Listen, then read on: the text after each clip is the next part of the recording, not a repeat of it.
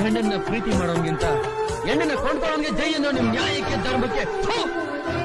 ಪ್ರೀತಿ ಪ್ರೇಮಕ್ಕೆ ಬೆಲೆ ಅಂದ್ರೆ ನಿಮ್ಮಂತ ಲೋಕ ಯಾರು ಮಕ್ಕಳನ್ನೇ ಜೂಜಲ್ಲಿ ಇಡುವ